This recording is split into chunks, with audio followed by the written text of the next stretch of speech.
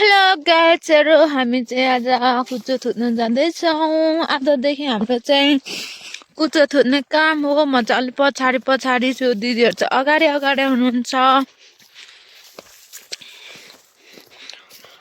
हामी चाहिँ कुचो थुत्नलाई बारीतिर जाँदैछौँ। हामी चाहिँ यसरी जानुपर्ने हुन्छ तल बारीमा। घरदेखि अलि तल छ बारी चाहिँ, अलिक टाढा। हाम्रो रोडको हालत चाहिँ यस्तो छ।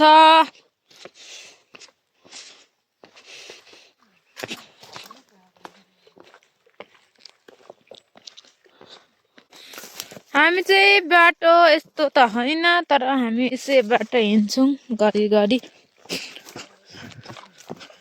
चाहिँ। हाम्रो बारीहरूको हालत यस्तो छ लेकतिर।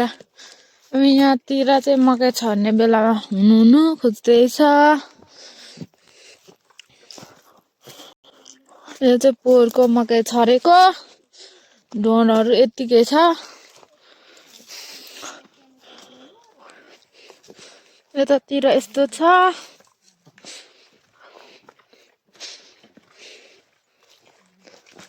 त्यही साग एकदम राम्रो छ है।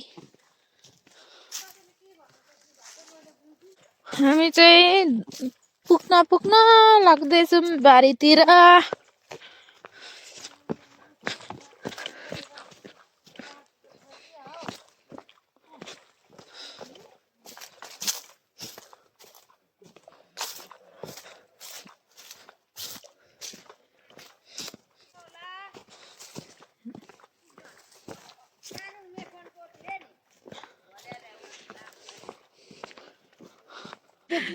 झिलिमिली देख्नु भयो अरे, मलाई नचिनेको पो। आफ्नो मेखनहरूलाई पनि नचिन्ने। हाम्रो बडी चाहिँ खाजा लिएर बडालाई माया गरेर खाना लिएर उधर जाँदै हुनुहुन्छ यहाँ।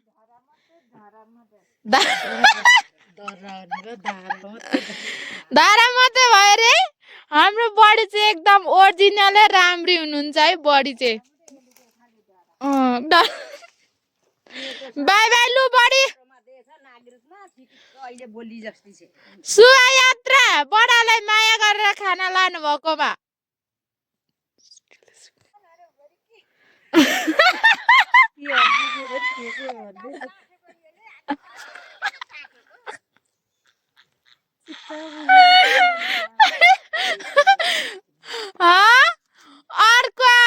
अर्को छोरालाई छोडेर जानु पर्यो बडी।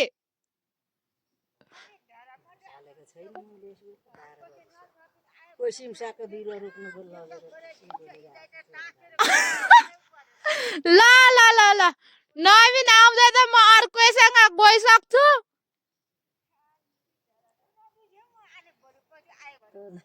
ल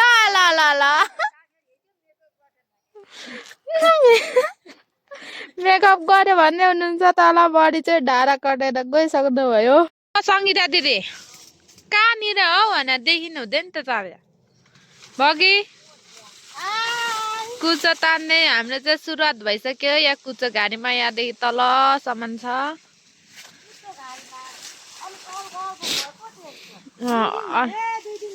2 दिन भइसक्यो कुचो तानेको आजसँग। ओइ बगी कहाँ हो तिमी? तिमी कुचोको धनी भएर पनि एकछिन बसौँ पनि भन्दैन होइन? पक्दै गर है त।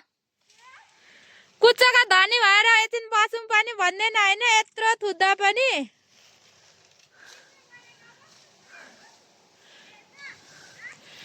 तिमी त्यता पर गएर थुत्छौ धनी मान्छे, हामी अनि यहाँ नधनी मान्छे कहाँ बस्छ त?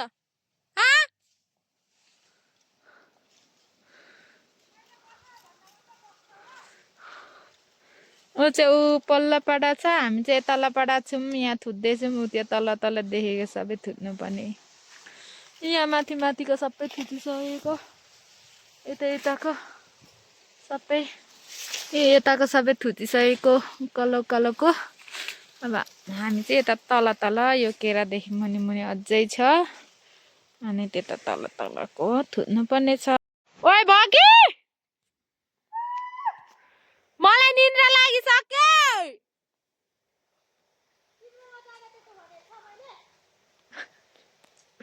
अम्लिसो घरभित्र कहाँ चाहिँ कराउँदैछ।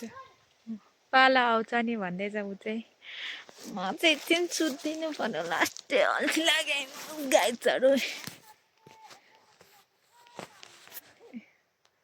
म चाहिँ सुतेको अब धनी तल छ म यहाँ माथि छु। म चाहिँ सुत्दिएको अब अल्छी लागिसक्यो नि त।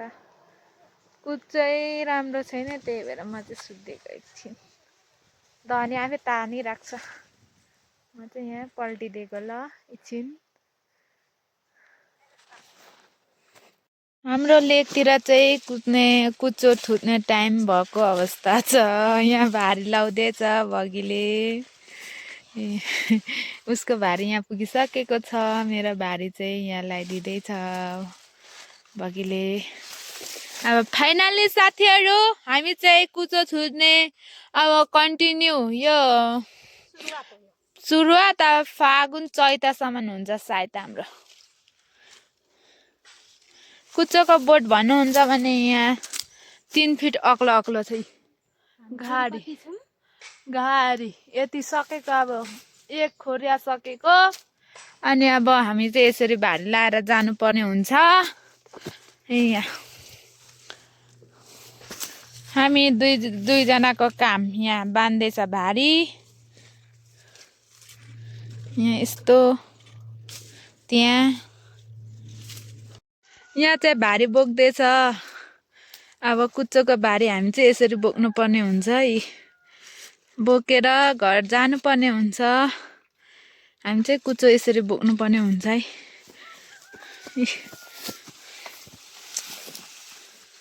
यिनी हो कुचो घारी। अनि म चाहिँ यता साथी यसरी भारी बोकेर यसरी कुचो घारीमा हिँड्नु पर्ने हुन्छ। म चाहिँ यता यहाँ कुचो काटेकोमा निस्किनु पर्ने हुन्छ। म चाहिँ भारी बोकेर यसरी हिँड्नु पर्ने हुन्छ। कुचोको भारी त्यहाँ सुताइसक्नु भएको छ। हाम्रो अम्लिसोको भारी यता लडेको छ। फेरि भारी अर्कोले अम्लिसो तान्दैछ।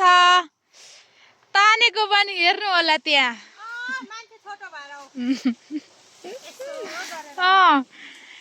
तपाईँहरूले अम्लिसोको कुचो कसरी तान्नु पर्छ भन्ने कुरा थाहा छैन होला। यहाँ सिक्नुहोस् यहाँ के भएर यसरी तानेको रे। हाम्रो चाहिँ आज 2 दिन भइसकेको छ। अम्लिसोको कुचो त्यहाँ पनि थुत्दै हुनुहुन्छ एकजना दिदीले। म चाहिँ यहाँ भिडियो बनाउँदैछु। यता क्यामेरावाली अरे यहाँ। म चाहिँ यसरी थुत्नु पर्ने हुन्छ। थुतिसकेर चाहिँ खाजासाजा खाइसकेर चाहिँ घाँस काट्ने काम भइरहेछ। कोही मान्छे माथि चढिरहेछ, कोही मान्छे भुइँमा बटुलिरहेछ, घाँस झर्दैछ। यो भात माराहरूको काम छैन।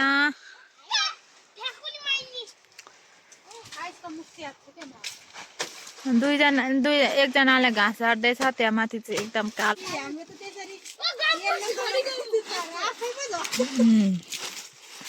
यहाँ दिदीले घाँस पटुल्दैछ। कुचो थुचेको चाहिँ त्यहाँ सुकाइरहेछ। यता हाम्रो सेना भेना फेरि खाजा खानु लाएर झोला बोकेर जाँदैछ।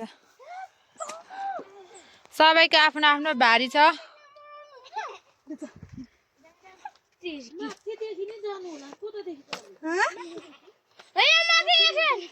अघि आएको देखि